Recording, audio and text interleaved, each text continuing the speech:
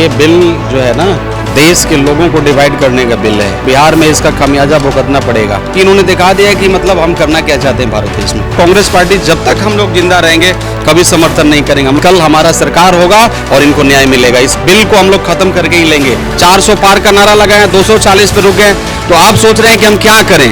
आने वाला दिन में हमारी सरकार होगी और इन सबों का ख्याल रखेंगे। जो आप बोल रहे हैं ना कि कैसे नहीं मानोगे, इनका भी ख्याल रखा जाएगा। आप देख लीजिए, अभी आपका पार्टी का देखिए, जितने भी मुस्लिम नेता थे सब छोड़ रहे हैं। आप उनसे पूछिए क्या वो खुश हैं? अगर खुश रहते तो काहे पार्टी छोड़ते। तो आप समझ लीजिए ये जो बिल है लोगों को डिवाइड करने का बिल है, लोगों को बांटने का बिल है। नमस्कार, मेरा नाम है ब्यूटी गिरी और आप देख रहे हैं न्यूज वॉच भारत। इस वक्त हमारे साथ एक पूर्व सांसद है, एक सांसद मौजूद है, उदित राज जी मौजूद है और मनोज कुमार जी मौजूद है। सर, दोनों सदनों में बिल पास हो गया और एक जो सबसे ज्यादा चर्चे में जो चीज रहा असंवैधानिक, और साथ ही में बिहार में ये देखने को मिला कि नीतीश कुमार के नेता जो है वो अब उनकी पार्टी से इस्तीफा देना शुरू कर चुके। तो क्या असर हो रहा है बिहार पर इसका? देखिए, बिहार ये जो बिल पास हुआ है, ये बिल जो है ना देश के लोगों को डिवाइड करने का बिल है और बिहार में इसका खामियाजा भुगतना पड़ेगा। आप लिख लीजिए, आने वाला दिन में जितना चुनाव होगा, चाहे वो बिहार का हो, आंध्र प्रदेश का हो, सभी चुनाव में इन सभी लोगों को मुंह से गिरेंगे। इनको मतलब इनका जो रणनीति चल रहा है, इसका मतलब पूरा नेगेटिव थिंग्स इनको मतलब भुगतना पड़ेगा। बिहार हो, आंध्र प्रदेश हो, कहीं भी चुनाव होगा, क्योंकि इन्होंने दिखा दिया कि मतलब हम करना क्या चाहते हैं भारत देश में।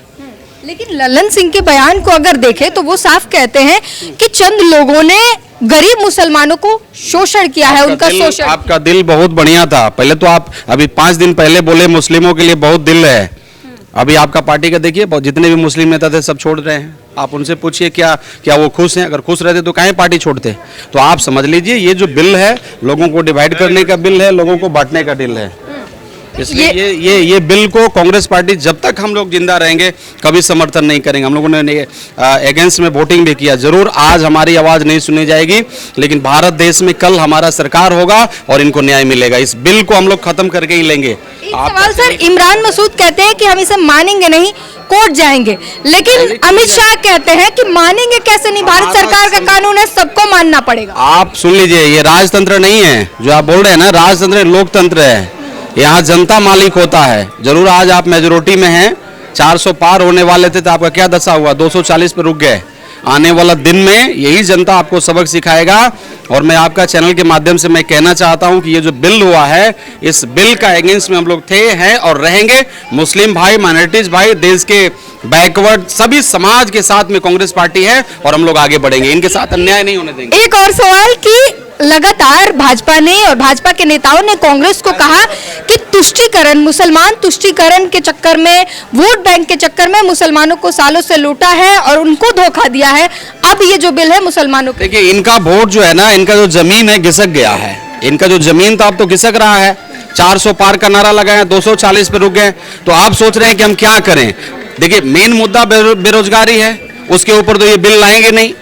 मेन मुद्दा यहाँ महंगाई है, उसके ऊपर बात नहीं करेंगे। मेन मुद्दा शिक्षा है, उसके ऊपर बात नहीं करेंगे। मेन मुद्दा स्वास्थ्य। ये तो एम्स में हजारों लोग देश का मतलब रोड पे सो रहा है और दवा नहीं हो रहा है। इसके ऊपर तो बात करेंगे नहीं। बात करेंगे हिंदू मुस्लिम, जब भी वोट आएगा, वोट का केवल आप इससे काम नहीं चलेगा। यही जनता, भारत का जनता, आप हिंदू मुस्लिम करते हैं, सबसे ज्यादा 81% हम लोग हिंदू रहते हैं भारत देश में। हमारे बच्चे पढ़ लिख करके रोड पे घूम रहे करोड़ों के तादाद में। आप क्यों नहीं बात करते कि हम हिंदू बच्चों को नौकरी देंगे? उसमें तो आप बात करेंगे नहीं। महंगाई का मार सबसे ज्यादा विपक्ष फंस जा रहा है, क्योंकि लगातार यही कही जा रही है कि विपक्ष जो है वो सारी बातें कर रहा है, लेकिन वक्त पे जो बातें करनी चाहिए वो नहीं कर रहा है और बाकी इधर उधर की सारी बातें बात किया था मुस्लिम भाई। और जो ये मतलब बिल आया है उसका हम कभी समर्थन नहीं किए थे, कभी भी नहीं करेंगे और जब तक जीवित रहेंगे तब तक लड़ाई लड़ेंगे। आप समझ लीजिए, मुस्लिम भाई हमारे परिवार हैं। इस भारत देश का रहने वाला, चाहे किसी जाति से हो, किसी धर्म से हो, किसी संप्रदाय से, आदरणीय माननीय राहुल गांधी जी उनके लिए हमेशा लड़ाई लड़ते रहेंगे। हम लोग उनके पीछे हैं। हमारे नेता आदरणीय माननीय खड़गे जी हैं। इसका इन सभी को लड़ाई हम लोग न्याय दे के रहेंगे। एक दिन न्याय मिलेगा इन लोगों को। बिल पास कर दिए, लेकिन आप समझ लीजिए बिल खत्म भी होता है। आने वाला दिन में हमारी सरकार होगी और इन सबों का ख्याल रखेंगे। जो आप बोल रहे हैं ना कि कैसे नहीं मानोगे, इनका भी ख्याल रखा जाएगा, आप देख लीजिएगा। ठीक है, तो ये बड़ी बात इन्होंने कह दी है कि आने वाले समय में जब हमारी सरकार आएगी तो बिल पास तो करा दिया है, बिल खत्म करने का भी प्रावधान है और हमारी सरकार आएगी तो हम खत्म कर देंगे। और जिन्होंने कहा कि मानना ही पड़ेगा उनका भी ध्यान रखेंगे। इनडायरेक्टली अमित शाह को वो एक संदेश देकर चले गए। इस पूरी बातचीत पर अपनी प्रतिक्रिया जरूर दीजिए। कैमरामैन संतोष के साथ ब्यूटी गिरी, न्यूज वॉच भारत। ये बिल जो है ना देश के लोगों को डिवाइड करने का बिल है। बिहार में इसका खामियाजा भुगतना पड़ेगा कि इन्होंने दिखा दिया है कि मतलब हम करना क्या चाहते हैं भारत देश में। कांग्रेस पार्टी जब तक हम लोग जिंदा रहेंगे कभी समर्थन नहीं करेंगे। हम कल हमारा सरकार होगा और इनको न्याय मिलेगा। इस बिल को हम लोग खत्म करके ही लेंगे। 400 पार का नारा लगाए, 240 पे रुक गए, तो आप सोच रहे हैं कि हम क्या करें। आने वाला दिन में हमारी सरकार होगी और इन सबों का ख्याल रखेंगे। जो आप बोल रहे हैं ना कि कैसे नहीं मानोगे, इनका भी ख्याल रखा जाएगा, आप देख लीजिए। अभी आपका पार्टी का देखिए, जितने भी मुस्लिम नेता थे सब छोड़ रहे हैं। आप उनसे पूछिए क्या वो खुश हैं? अगर खुश रहते तो काहे पार्टी छोड़ते? तो आप समझ लीजिए ये जो बिल है लोगों को डिवाइड करने का बिल है, लोगों को बांटने का बिल है।